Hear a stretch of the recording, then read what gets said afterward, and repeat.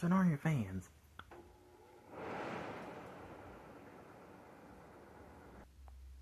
Today, by popular demand, I'm going to talk about 5 fan brands that have been going down for quite some time. And these fan brands are still around till this day. They haven't gone extinct like the dinosaurs. And taking the lead is Craftsman. Now, the majority of everybody calls the brand Craftsman because their fans are crap, basically. And they just never really made any good fans. Now, there are a few fans that are actually good, like the American Tradition. Those came with 188 by 15 motors, and surprisingly, they could really move a good amount of air. And the outdoor patio fan is also a decent one. The Craftsman Mia was also a good one. With the size of that fan and how small it is, it could really kick us some air. And the Craftsman Toxicana, that one was a good one as well. For the size of it being 56 inches, surprisingly, it could really move some air. And that was before the quality of Craftsman was going down. Now, I actually had a Piedmont in one of my old houses. It was black and brass, and it was actually a good fan. Now, of course, you have some of the newer fans that they're making now. One of them being the Craftsman Wheeler, which is basically almost identical to the Centerville. And that's basically Craftsman's answer to the Centerville. As of now, that company just make bland fans. Like they just all look the same, but just different names. And the quality is just not there. Look at the Pro Plus. It basically looks, and it's almost in the same style as the Cypress Point, but just a little bit bigger. And in a lot of their remote fans, the remotes would sometimes have problems and the receivers would fail. And sometimes the fans would be noisy. Now the next fan brand that you should avoid is Hampton Bay. Now, back in the later 2000s, Hampton Bay was actually making good fans. And they were good quality back then. Same thing with the 90s fans that Hampton Bay was making. They were actually good. But when they started making the Huntington 2s and 3s, that's when their quality started going downhill. With the problems that those fans have, which is the King of Fans sagging blade problems and everything, that's how you know the company just started going downhill. And it's still going downhill till today. Now, Hampton Bay had a lot of cool, good fans in the later 2000s and the 90s. Now, one of those 2000s fans being the Cameron 2 Plus. Now, the Cameron 2 Plus came in a lot of finishes. But I'm not going to go over all of them because that would definitely make the video really long. There was definitely more good fans than Hampton Bay had, which was the Quick Connect. Now, even though the Quick Connect had that Quick Connect system that Hampton Bay does with all their fans, performance-wise was decent with those fans. And there's actually a lot of those fans still around today that's still being used. Another cool fan that Hampton Bay had was the Portland 2 and the Oakley, even though they're the same exact fans. Only difference between the two is the finishes. The Oakley came in a oil rub bronze finish, and the Portland 2 came in white and brushed nickel. Then you also have the first generation Southwind, not the newer one with the remote, which is just junk.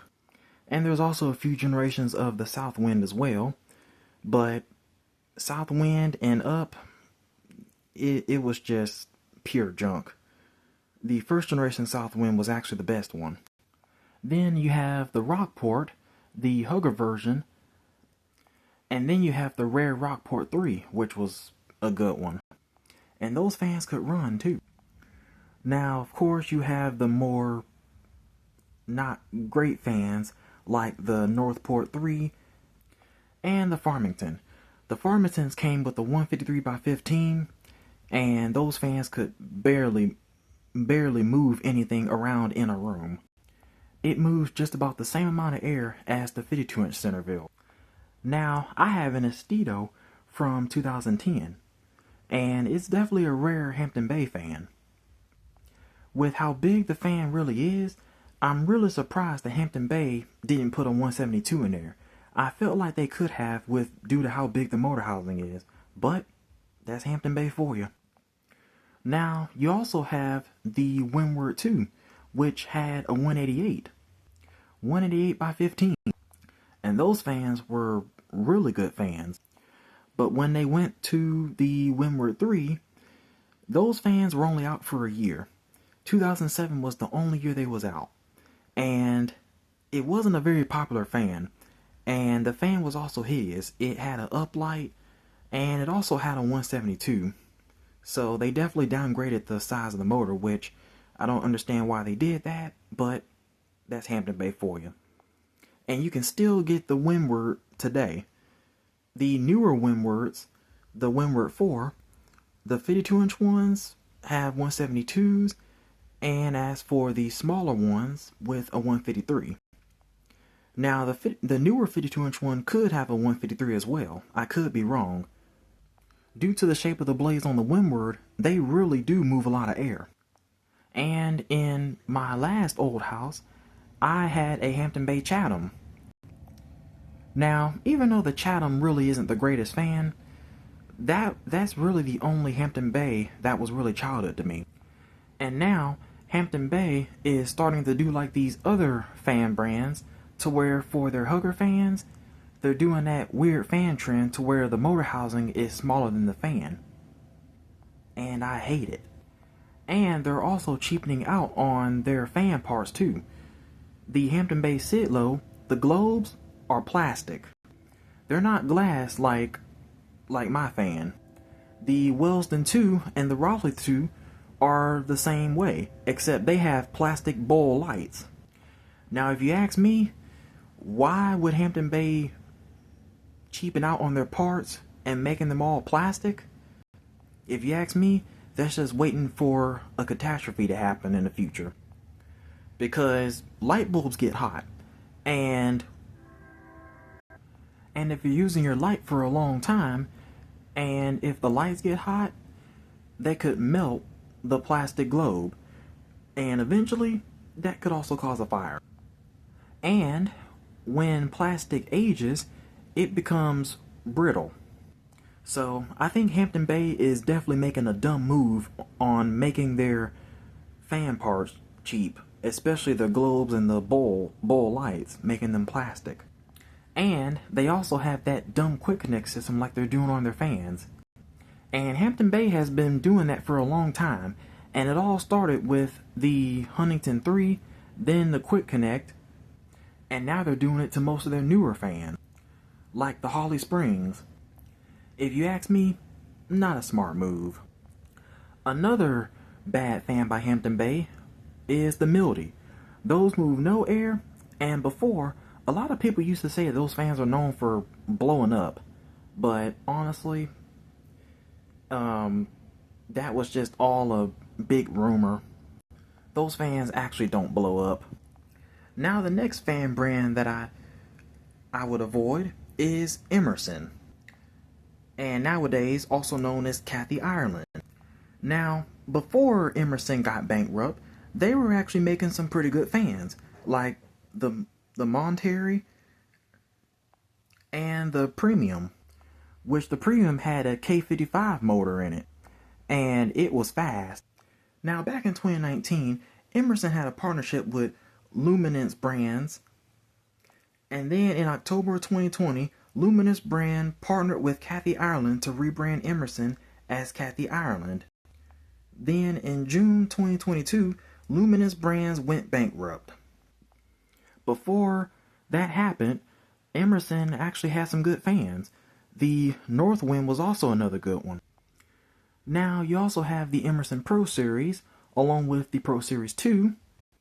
Since that one was more of a newer fan, it was alright. I mean, it wasn't the best.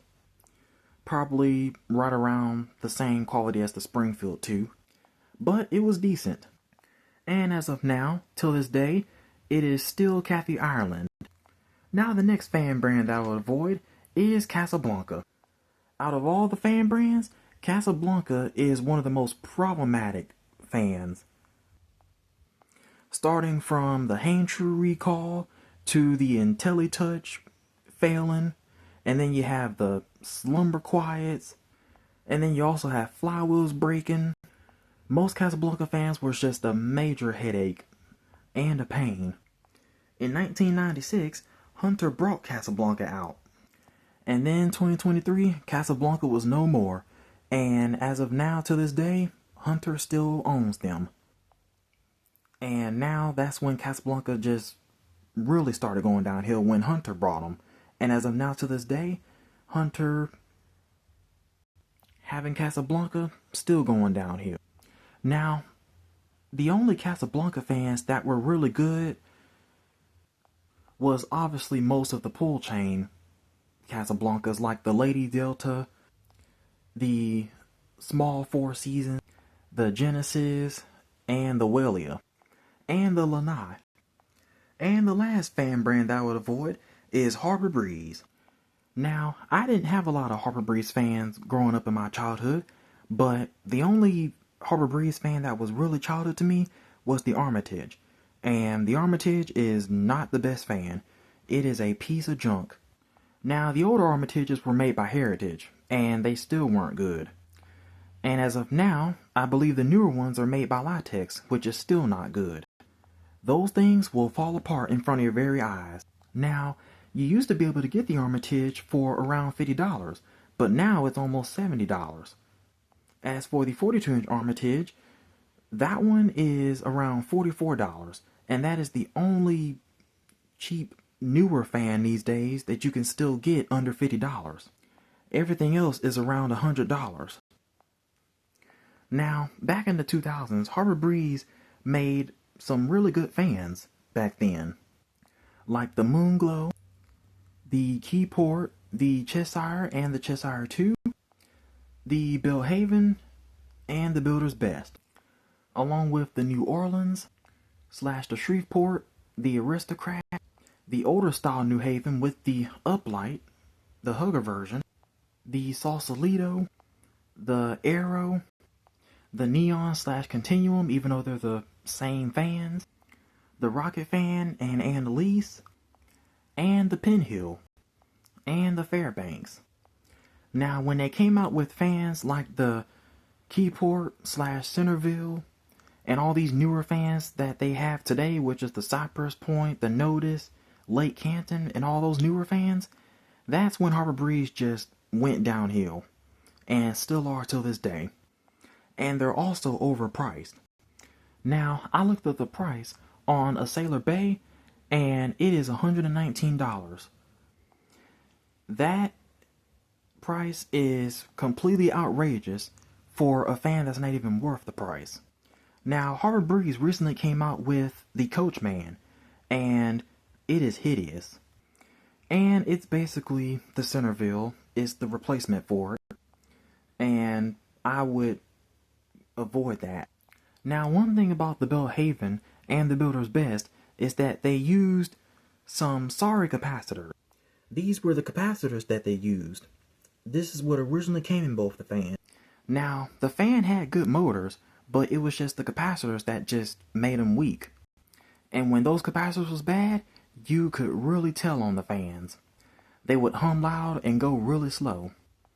Now, the Belhaven and the Builder's Best had the same exact motor, the 172x20. The Lakeside 2 and the New Orleans and the Shreveport also had that motor. There were a lot of older Harbor Breezes that had that motor, and the motor was a good one. There's a few newer Harbor Breezes that you can still get a 172 in, like the Mac and Bay, even though that's a very small motor for a size fan that big. And of course, most of their newer fans today are very cheaply made, along with just about the rest of the newer fans made today, especially the home center ones. And I'll throw in a surprise brand too, Portage Bay. Now, most Portage Bay fans are sold online on Amazon. You can also find them on Walmart as well. Now, I had two Portage Bay fans. I had a Renton and I had a Miller Park. Now, the smaller Renton was decent, and the Miller Park was a decent fan as well. But unfortunately, they're also doing that fan trend on their hooker fans to where the motor housing is smaller than the actual fan. And the 52-inch Renton is absolutely hideous. It just looks like one of those tarantula spiders. Like, it's just hideous, especially when the fan gets older over time and the blades start sagging. Absolutely hideous. So now you know 5 brands to avoid, and if you're a wise person, you wouldn't buy fans from none of these brands. So if you don't want to miss a new video on my channel, remember to ring that bell.